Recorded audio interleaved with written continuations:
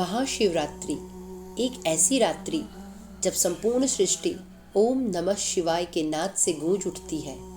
कहा जाता है कि इसी रात्रि में मां पार्वती ने कठोर तपस्या के फलस्वरूप भगवान शंकर को पति के रूप में प्राप्त किया और उनका दिव्य विवाह संपन्न हुआ। पर क्या महाशिवरात्रि केवल शिव और माता पार्वती के विवाह का पर्व है? क्या इस रात्रि का महत्व केवल एक वैवाहिक उत्सव तक सीमित है? ईशान संहिता में बताया गया है कि फाल्गुन कृष्ण चतुर्दशी की रात आदिदेव भगवान शिव करोड़ों सूर्यों के समान प्रभा वाले लिंग रूप में प्रकट हुए थे। शिव पुराण के अनुसार एक समय ब्रह्मा जी और भगवान विष्णु के बीच यह विवाद उत्पन्न हो गया कि सृष्टि में सबसे श्रेष्ठ कौन है। दोनों अपने अपने सामर्थ्य और पद का वर्णन करते हुए स्वयं को सर्वोच्च बताने लगे। तभी उनके बीच अचानक एक विशाल और अनंत ज्योतिर्मय अग्नि स्तंभ प्रकट हुआ। वह स्तंभ इतना तेजस्वी था कि उसका न आदि दिखाई देता था और न अंत।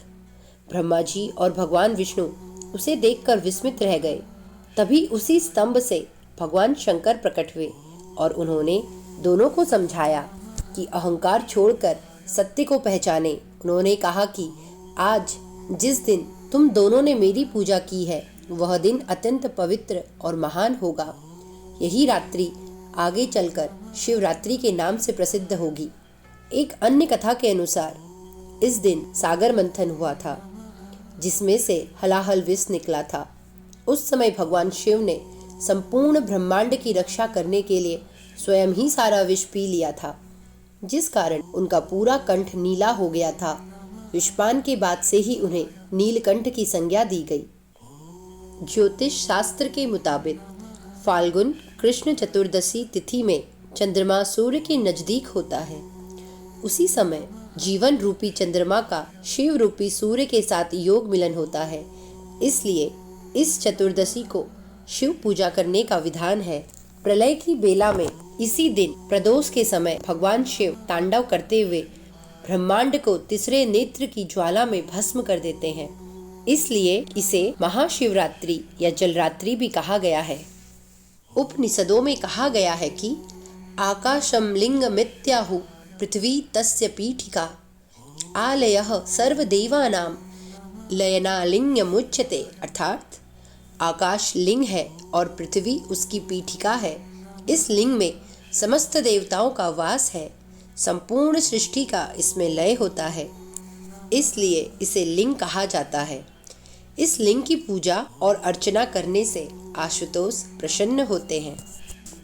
अक्सर लोगों के मन में यह शंका होती है कि महाशिवरात्रि का व्रत कौन कर सकता है और इसका क्या फल मिलता है। तो इसका भी वर्णन हमारे धर्म ग्रंथों में मिलता है। शिवरात्रि व्रतम नाम सर्व पाप प्रणाशनम आचांडाल मनुष्याणाम भक्ति मुक्ति प्रदायकम। अर्थात ब्राह्मण क्षत्रिय वैश्य शूद्र स्त्री पुरुष और बाल युवा वृद्ध सभी इस व्रत को कर सकते हैं और व्रत को करने से उपासक जन्म के बंधन से मुक्त हो जाता है। इसके संदर्भ में शिव पुराण में एक अत्यंत प्रेरणादायक कथा आती है जो हमें यह समझाती है कि महाशिवरात्रि का व्रत करने से क्या फल प्राप्त होता है।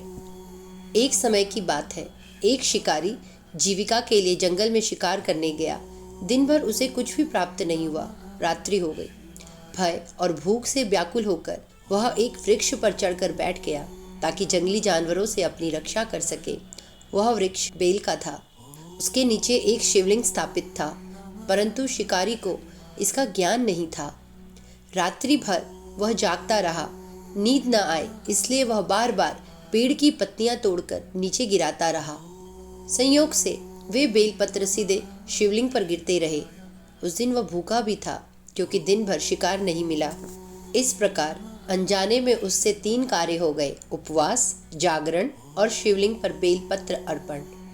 प्रातः होते होते उसका मन भी कुछ शांत हो गया। उसे स्वयं समझ नहीं आया कि रात कैसे बीत गई। समय बीता और जब उसका शरीर छूटा तो शिवदूत उसे लेने आए। क्योंकि महाशिवरात्रि की उस पावन रात्रि में अनजाने में भी जो उससे व्रत हुआ था वह शिव को अत्यंत प्रिय था। शिव पुराण में आई इस कथा से हमें यह पता चलता है कि यदि अनजाने में किया गया उपवास, जागरण और अनजाने में अर्पित बेलपत्र इतना महान फल दे सकते हैं, तो जो व्यक्ति श्रद्धा, संकल्प और भक्ति से महाशिवरात्रि का व्रत करता है, उसे कितना महान पुण्य प्राप्त होता होगा।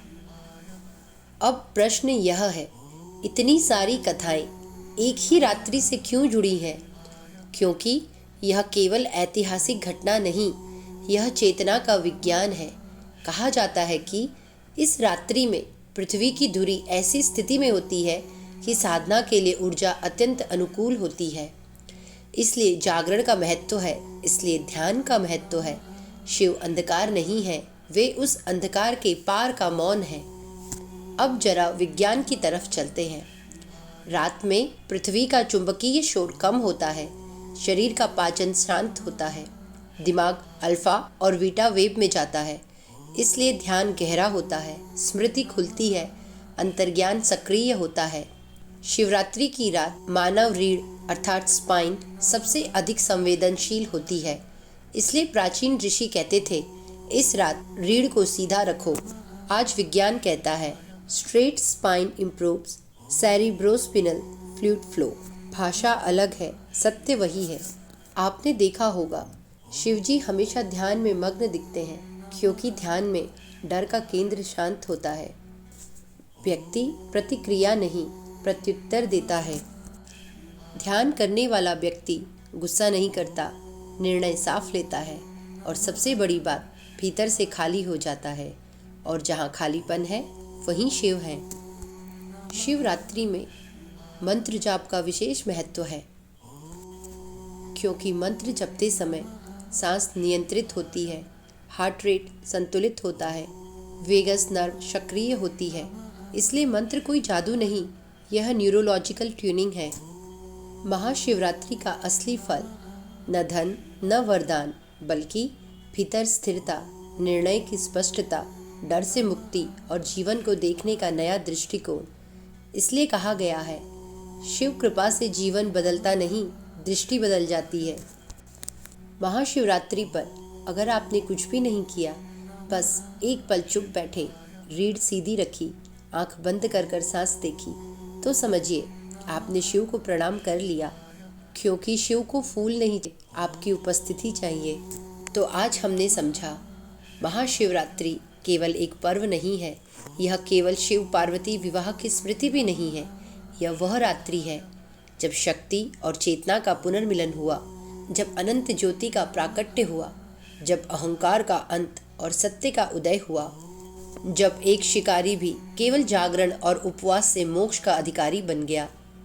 महाशिवरात्रि हमें सिखाती है, एक रात्रि यदि हम सजग होकर जी लें, इंद्रियों को संयमित कर लें और अहंकार को शांत कर दें, तो जीवन की दिशा बदल सकती है। व्रत केवल शरीर का नहीं, मन का है। जागरण केवल आंखों का नहीं, चेतना का है। पूजा केवल जल और बेलपत्र की नहीं, भाव और समर्पण की है। इसलिए इस बार महाशिवरात्रि पर उत्सव के साथ साथ अपने भीतर उतरने की चेष्टा करें और उस मौन को सुने जहाँ शिव स्वयं प्रकट होते हैं। ओम नमः शिवाय। हर हर महादेव।